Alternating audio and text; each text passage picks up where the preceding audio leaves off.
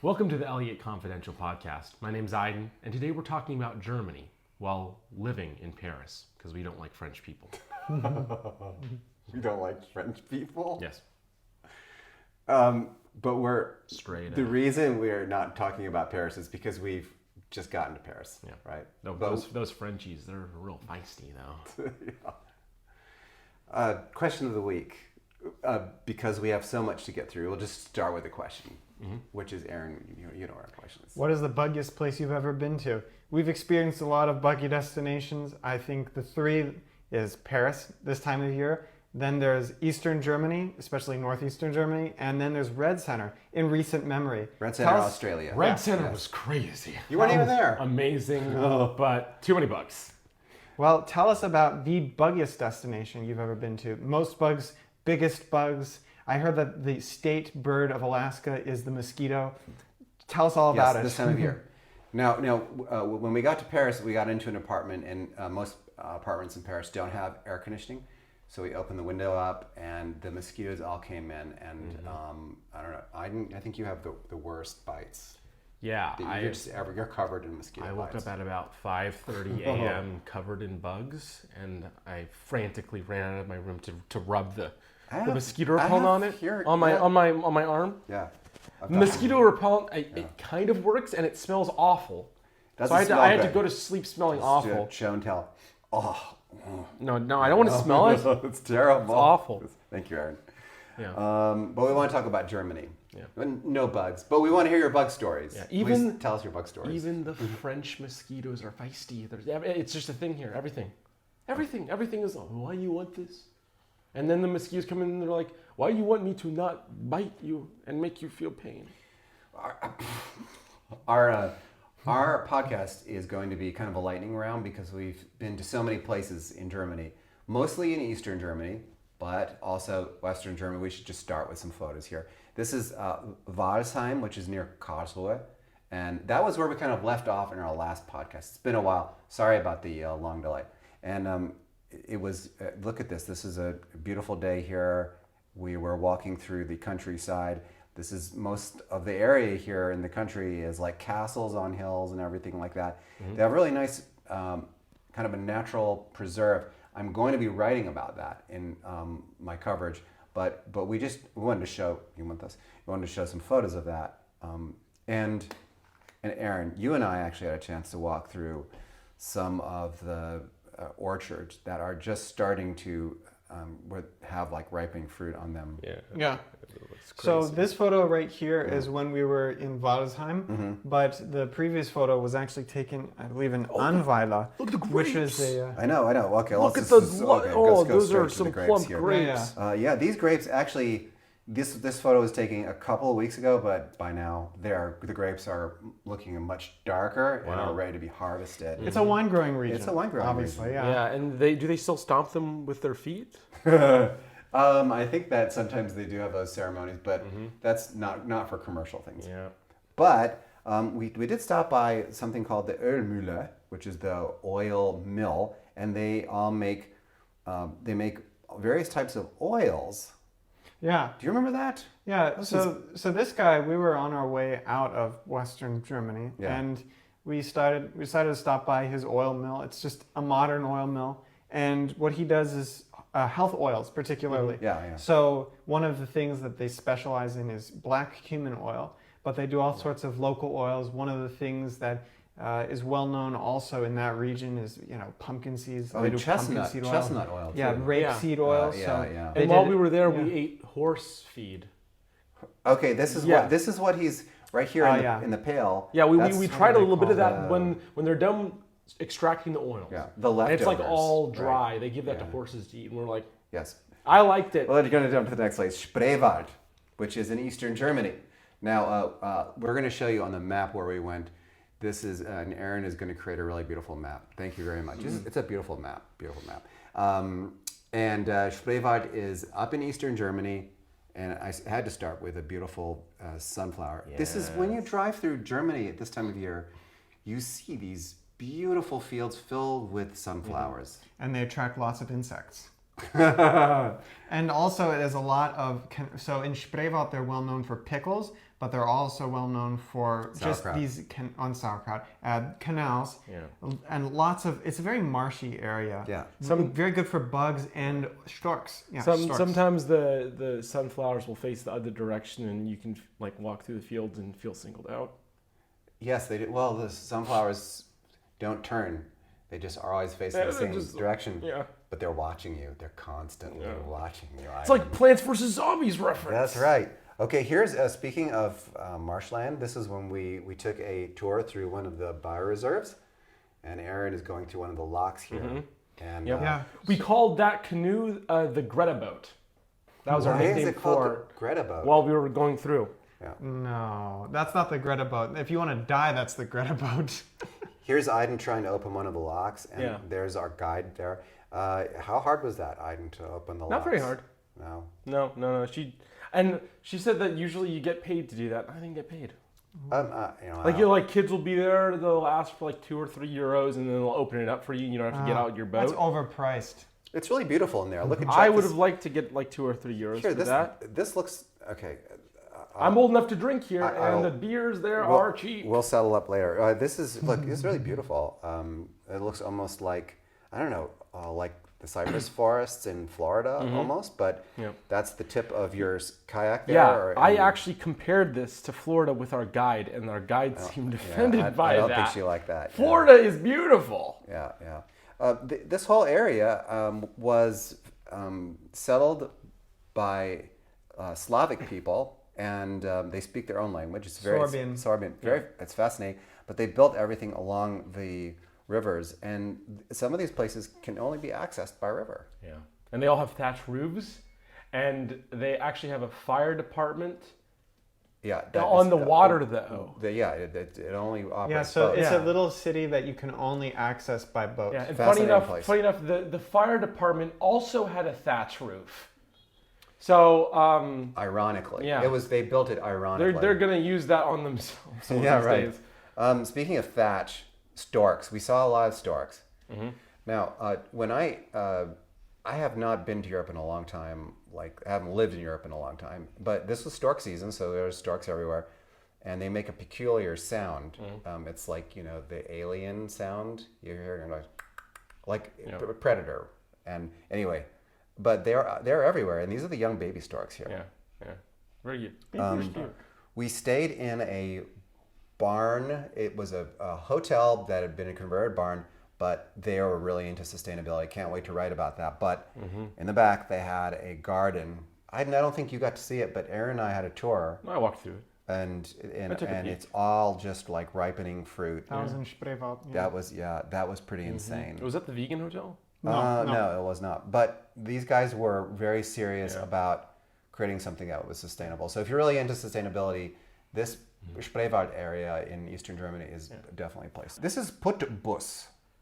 That's a very unusual name, but it is up near the Baltic coast. And over here is... It's Rügen. Rügen was the island. Here's a picture of... we took a hike, and here's a photo of us. Okay. That's not us. That's not our boat, but I just took a picture of a random You boat. just took a picture of someone's boat. Thatched roofs are really big. So this is an older thatched roof here. All the houses have them. I see that building on like the packaging, on like the wheat that you it's buy. like the on like the boxes of wheat. With butter cookies. Oh yeah, cookies. Yeah. Yeah, what is that What? called? But Eldridge we didn't Farms? get any I don't cookies know. though. It's I like feel kind Eldridge of ripped Farms. off. Looks like it. All the older homes have these thatched roofs, Yeah. and they have to be replaced every couple of years because they kind of wear down. But Then they're why would beautiful. You keep it then? It's a tradition. That's why. Okay. Here's another thatched roof. This is a more modern thatched roof here that we saw. Here's a picture of you and your brother when we were just hiking around this area. It is it's just vast fields and then marshlands and forests. It's very, very beautiful. But also, I should note we're in the middle of summer and it turned a little bit cold. So if you think that you're going to be going to the Baltic coast and enjoying warm weather during the summer, at least bring a jacket with you, I would say. Yeah.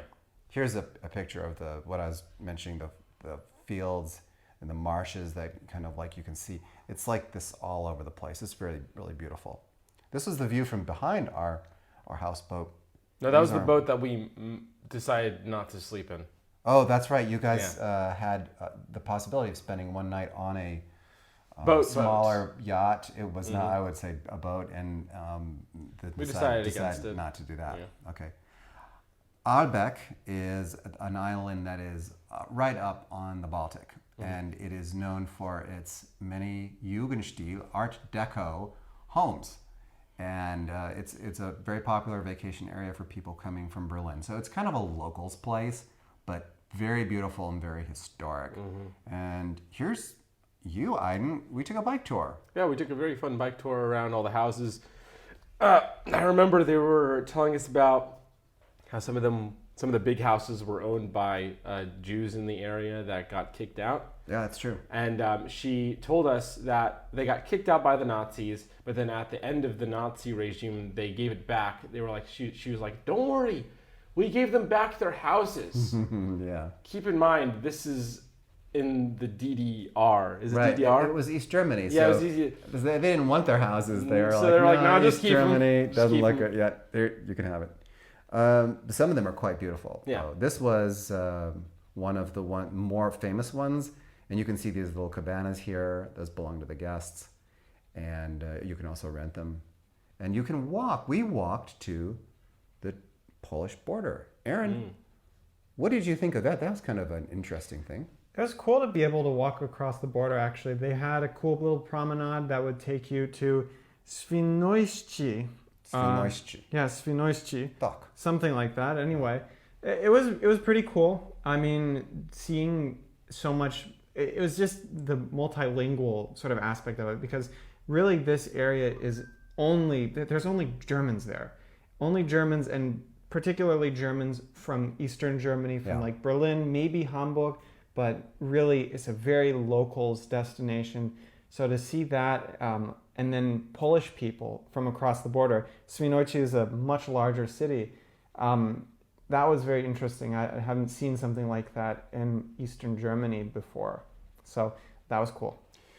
The some of the homes are enormous. This one here looks a little bit like the White House. This was also owned by a Jewish owner and then confiscated during World War II and then returned, and now it's, I think, a hotel. We then went to a place called Warnemünde, which is only about an hour and a half away from there. Near Rostock. It's near Rostock. And we stayed in a fascinating hotel. This was a container hotel. And you can actually, there's a beautiful view. If you look at this picture very closely, you can see the cruise ship right behind it. But these are all containers and they are rooms. What was it like staying in a container hotel? I didn't. Don't ask me. Okay. I don't want to answer. I'll answer. You don't want to stay in a container hotel if it gets too warm, because it really, they don't have air conditioning inside it. Warm in there. But they have heaters, so if it's cold, then it's okay. But it's kind of a cool concept though, because they're really recycling these. Building containers have become a real thing to build things out of for sustainability. So I was intrigued by that, and the views were pretty spectacular from there. So we're done with Eastern Germany, and now we're headed back. This was our last stop before we left in Frankfurt. Mm-hmm. And I used to live in Frankfurt many years ago when I was on my Fulbright year, and it's changed so much. This is a picture of you guys in front of the old opera house. Yeah, everything in Frankfurt is really walkable. The central city area is really small, and people overestimate how big the city is. I mean, even population-wise. What is it at right now? It's a small It's like city. 200 million. No, not 200,000. 200 million. That's a lot of people. I think it's like a little bit more, maybe 600,000. But 600,000. It's a That's a lot less it's a people. small town, but it's the financial capital of Germany. They're the only ones that make money. They're keeping Berlin afloat. Yeah, well, we took a flight from South Korea to with T-Way, and T-Way we're surprised. It's a really good airline. Yeah. And so we saw a lot of people coming in from Asia, a lot of Asian tourists, especially Korean tourists, which was interesting because having been to other cities in in Germany particularly. You just don't see that many tourists coming in from such a far way away. We stayed at a place called the Villa Orange, and here's the owner. It is a completely, they call it a bio hotel, which means that they're using all natural and organic ingredients and everything. And it used to be a retirement home, and they turned it into a hotel. What did you guys think of staying there? Well, it was a pretty good hotel. Actually, the services were good. There weren't a lot of people there. I felt like, when it comes to sustainability, the bio perspective is something that's rarely ever taken seriously. People generally tend to want to get rid of reusable plastics. They want to reduce electricity emissions, things like that. But to go bio is it's not a completely different direction, but it's one that very few hotels and establishments actually take. Mm-hmm. Yeah, So- and it was only like 2 blocks away from a really good shawarma place too. Shawarma. All right. It's That's a always about the plus. food, right? I should have put more food shots in here.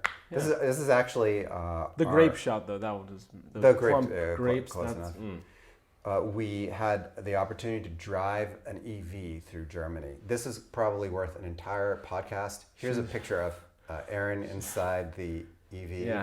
The thing that we had a hard time with, I think, was just finding a good charging Chargers, station. yeah. Some of the chargers are really fast, And some of them are convenient. not. Some of them aren't, Yeah. and the fast ones are, they're on main roads. If you're going out in the countryside like we were, you're going to find a lot more slow chargers. Yeah. Which, by the way, the slow chargers cost more than the fast chargers. How does that make any sense? Yeah. Well, The pricing doesn't make sense. Yeah, and Yeah. in order to even use them in the first place, you have to always download like a new app or something. I wish they could like centralize everything. I don't know what the price difference is between electric and gas cars in Germany at this point, but I can tell you that the price of filling up the electric car or charging the electric car, because it's not gas, you don't fill it up, was considerable. We didn't get that much range. I think we got at most 320 kilometers or something, Yeah. which is like 100 and maybe 180 miles. Yeah. It really isn't a lot. And so I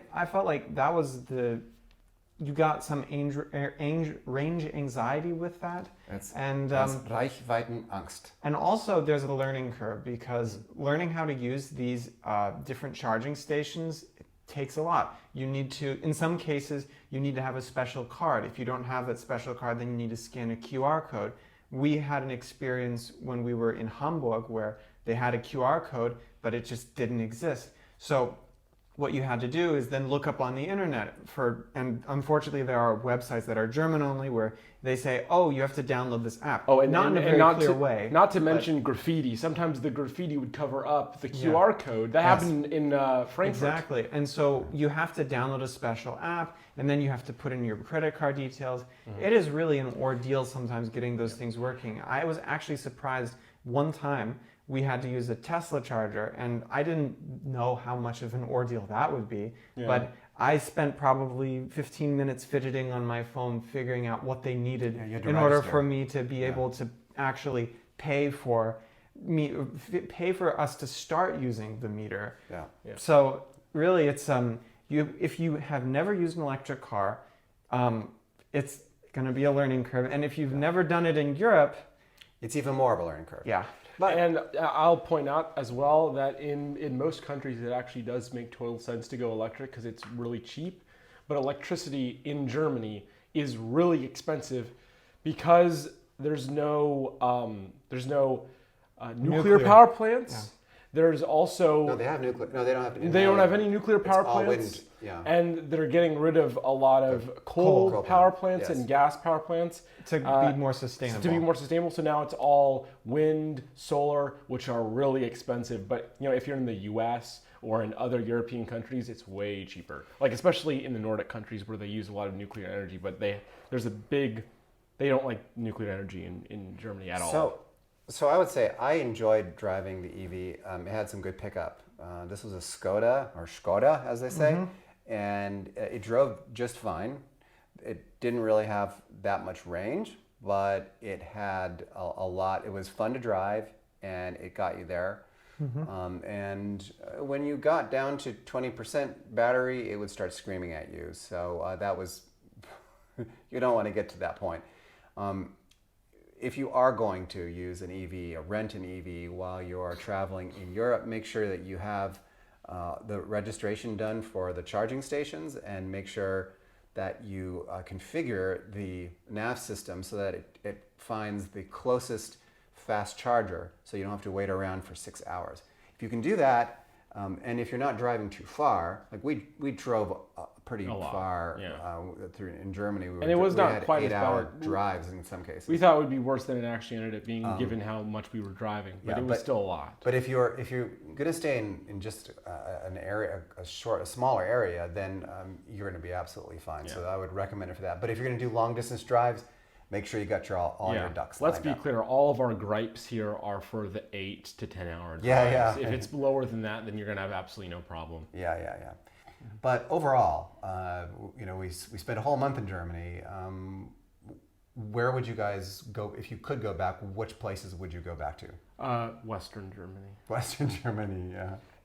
I thought that the hospitality in Western Germany was really good. I mean, in Eastern Germany, it's still not a developed destination in the sense that you have international tourists coming, but it's getting there. So there are some places that I think have a lot of potential, and I understand why you guys want to go back to Western Germany. I love Western Germany as well, but I really thoroughly enjoyed the visit to Germany. What about you, Aaron?